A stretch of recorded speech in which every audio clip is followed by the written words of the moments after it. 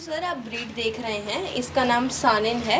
ये स्विट्जरलैंड की ब्रीड है और वर्ल्ड वाइड 80 कंट्रीज में डिस्ट्रीब्यूट हो चुकी है। पंजाब में सिर्फ हमारे पास ही है ये ब्रीड। ये ब्रीड की स्पेशलिटी ये है कि ये बहुत लंबे समय तक हमको दूध देती है और जो फार्मिंग है वो हमारा एक सेपरेट एक्सपीरियंस है जो हम साथ साथ कर रहे हैं, जो कि लोग पढ़ने के बाद शुरू करना चाहते हैं वो हम पढ़ाई के साथ ही करते हैं। ये जो आप देख रहे हैं इसको मॉडर्न एलिवेटेड फार्मिंग बोलते हैं। ये जो नीचे ब्लू कलर की शीट लगी हुई है इसको प्लास्टिंग फ्लोरिंग बोलते हैं।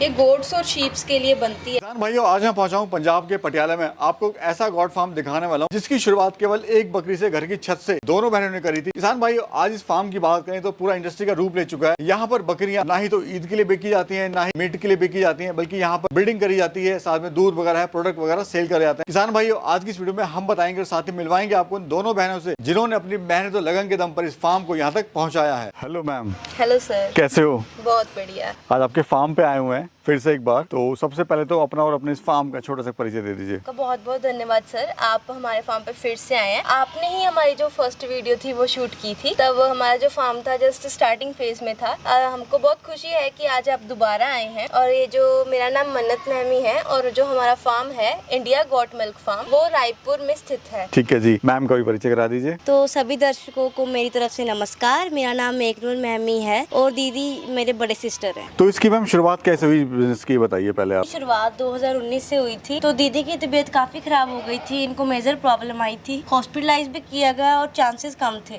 तो मम्मा और पापा ने सलाह की कि बकरी का दूध पिलाते हैं, क्योंकि बुजुर्ग ने किसी ने सलाह दी थी।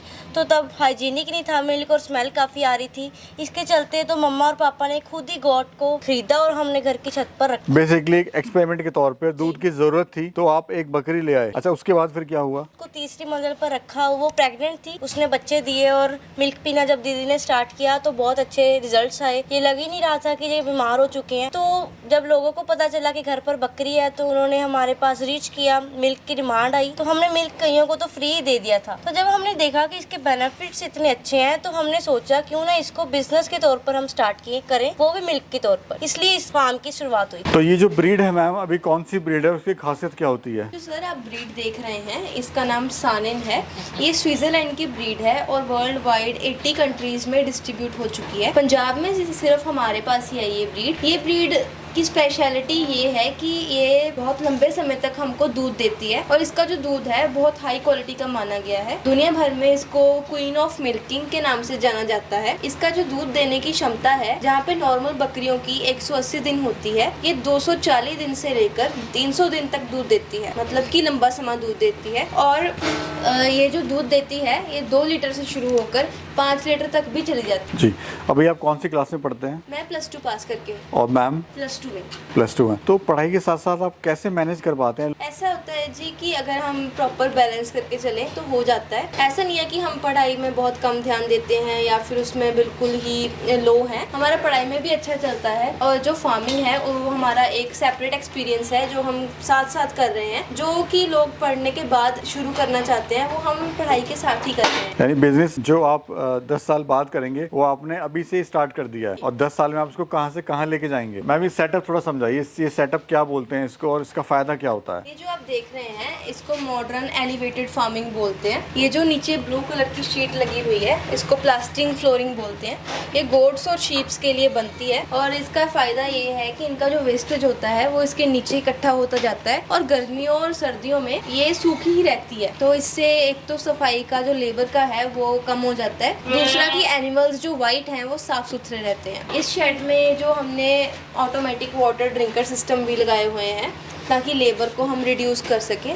और ये जो फ्लोरिंग है इस पर बकरियां आराम से खुश रहती हैं और साफ सुथरी रहती हैं। ठीक है जी। इसके साथ ही हमने जो ये खुली है ये सीमेंट की यूज़ की है ताकि इस पे हम चूने का लेप फेरते हैं जिससे कैल्शियम भी मिलता है।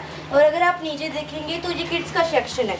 हमने ये सारी स्पेस को इतने अच्छे तरीके से यूटिलाइज किया है कि इसकी जो डेवलपमेंट है वो अच्छे से हो रही है। कहीं भी वेस्टेज नहीं है, ऊपर भी बकरियां, नीचे भी बच्चे और इधर भी आपने खुलियां वगैरह बना के प्रॉपर जगह का आपने इस्तेमाल किया हुआ है। मैम ये जो बकरी होती है, जो ब्रीड है, कितने बच्चे देती है? ये सर एवरेज हम 2 मान के चलते हैं ये बच्चे देती है। कभी कभी ऐसे जैसे 40-50% चांसेस होते हैं कि एक दे, 20-32 देती है और रेयर चांसेस में ये 3 बच्चे भी देती है। ठीक है जी। और इसमें जैसे दूध आपने बताया कितना देती है ये? इसका वेरी करता है 2 लीटर से 5 लीटर तक। ठीक है जी। मैम शुरुआत आपने से एक बकरी से करी थी, कभी सोचा था कि यहाँ तक पहुँच पाएंगे हम लोग? तब हम छोटे थे, हमने नहीं सोचा था कि ऐसा बढ़ जाएगा और हमारे पास इंटरव्यूज़ लेने आएंगे और हम यूट्यूब पे होंगे, ऐसा नहीं सोचा था। लेकिन अब जैसे हम देख रहे हैं जो हमारी करंट स्टेट है, उससे हम सोच रहे हैं कि हम आगे कहाँ पे जा सकते हैं और उस पर वर्क कर रहे हैं। मैम बिज़नेस तो लोग करना चाहते हैं, फार्म भी खोलना चाहते हैं, लेकिन काफ़ी समस्याएँ आती हैं उनके सामने। तो स्टार्टिंग में आपके सामने क्या क्या इसमें इश्यूज़ आए थे? जी हमारे पास ये इश्यूज आए थे क्योंकि हमने तो पहले ये बिज़नेस के तौर पर नहीं सोचा था, हमने जस्ट अपनी नीड के लिए किया था। तो हमने ट्रेनिंग नहीं ली थी, यही हमारी जो मेजर प्रॉब्लम थी। तो क्योंकि ट्रेनिंग नहीं ली थी तो हमें इनकी वैक्सीनेशन का नहीं पता था, इनको फीडिंग कैसे देनी है और टेम्परेचर मेंटेनेंस कैसे करनी है। तो ये हमारी जो मेजर प्रॉब्लम्स थी।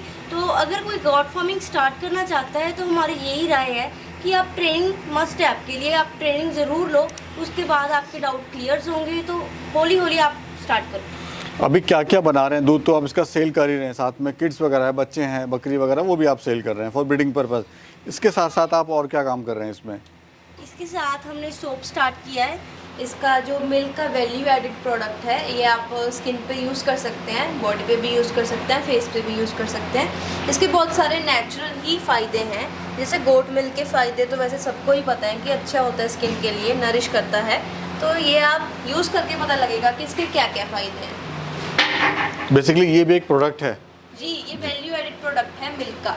ये हम all over India courier service के थ्रू अवेलेबल करवा देते हैं। और घी बना रहे हैं, पनीर बना रहे हैं और मिल्क रा हम सेल ही कर रहे हैं। बाकी जो इसकी वेस्टेज होती है, जो मींगनी होती है, उसको भी सेल करते हैं। कोई अगर शुरुआत करना चाहता है मैम तो कैसे इसकी शुरुआत कर सकता है गॉड फार्मिंग की? जो ये शुरुआत है वो डिपेंड करता है फर्स्टली कि आप कैसे बिजनेस करना चाहते हैं। अगर आप ब्रीड और मिल्क पे करना चाहते हैं तो उस टाइप की ब्रीड सेलेक्ट कीजिए, जैसे सानेन हो गई या बर्बरी हो गई। अगर मीट पे काम करना चाहते हैं तो अफ्रीकन बोर हो गई। ऐसे आप पहले डिसाइड कीजिए कि आपको कौन सा बिज़नेस करना है। फिर आप ये डिसाइड कीजिए कि आपके पास कितनी कैपिटल है और कितने साल आप बकरियों को खड़ा के खिला सकते हैं। जी जी। उसके बाद अगर आपका जब बजट बन जाता है तो उसके बाद आप बिजनेस स्टार्ट कीजिए। ठीक है। वो भी ऐसे कि पहले आप शेड बनाइए और उसके बाद एनिमल्स लेकर आइए। पहले उनके रखने के लिए जगह बनाइए, फिर लेकर आइए। ठीक है जी। खाने में इनको आप क्या क्या दे रहे हैं? खाने में इस वक्त जैसे गर्मियां हैं तो हम इनको सुबह सन्नी देते हैं, तूड़ी की, चोकर की, और जिसमें दाना होता है। और इनको दोपहर के टाइम हम इनको हरा चारा देते हैं मिक्स करके ड्राई मैटर के साथ। शाम के समय में हम इनको दलिया देते हैं जो कि हम फार्म पे ही बनाते हैं। वो एक लिक्विड फीड होती है, अगर किसी ने पानी कम पिया है तो पानी की जो रिक्वायरमेंट है वो भी पूरी हो जाती है। अच्छा मैम, डाइट की क्या कॉस्ट आ रही है पर बकरी डेली की अगर बात करें तो? वो सर हम डिपेंड करता है कि अगर आप सारा जो चारा है इनका, सारी जो डाइट है वो बाहर से लेते हैं तो 30-35 रुपये पर बकरी एक दिन की कॉस्ट आ जाती है। हमारे यहाँ पे हमारा चारा घर का है और जो फीड है हम वो ही ले रहे हैं, तो हमारे 26 और 27 रुपये पर बकरी कॉस्ट आती है। जी मैम, उधर भी चलते हैं सेक्शन में। मैम हम देख रहे हैं कि आपने कुछ ये बल्ब लगाए हुए हैं, तो ये किस लिए लगाए हुए हैं, इनका यूज़ क्या है? ये सर, ये जब सर्दियाँ थी तो ये सेक्शन सर्दियों में ही रेडी हुआ था। जी। तो इसके लिए हमने ये इंफ्रारेड बल्ब्स लाए थे, तो इनको हीट मिलती रहे और इनको सर्दियाँ लगे, इसके लिए लाए थे। जी। अच्छा मैम, हम देख रहे हैं फार्म पे आपके टेम्परेचर काफ़ी कम है, तो आप इसको कैसे मेंटेन किया हुआ है आपने टेम्परेचर ये?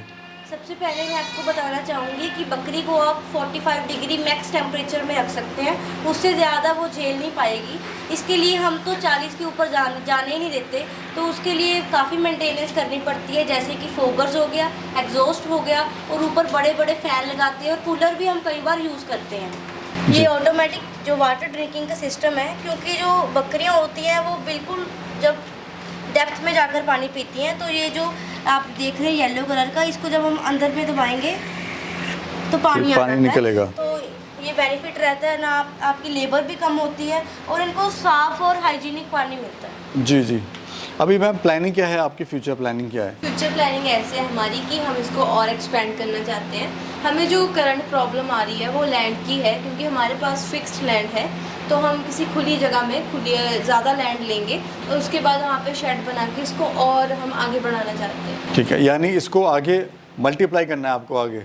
क्योंकि लाइफ स्टॉक तो हमारा हर साल मल्टीप्लाई हो ही रहा है, तो उसको रखने के लिए जो इंफ्रास्ट्रक्चर है वो हम आगे बनाने की कोशिश कर रहे हैं। अच्छा मैम, हम देख रहे हैं आपने नीचे तो बकरियाँ पाली हैं, ऊपर भी पाली हुई हैं आपने, जी और क्योंकि बेसिकली जगह आपके पास कम पड़ रही है अभी, जी जी तो वही आपको इसको एक्सटेंड करना है। जी। ठीक है जी, मेरी शुभकामनाएं मैम आप लोगों के दोनों के साथ में। आप बहुत मेहनत कर रहे हैं और आप आगे बढ़ें इसी तरह से, और इस बिज़नेस को भी कई ऊंचाइयों तक पहुंचाएं। जी, thank you sir. Thank you. Sir.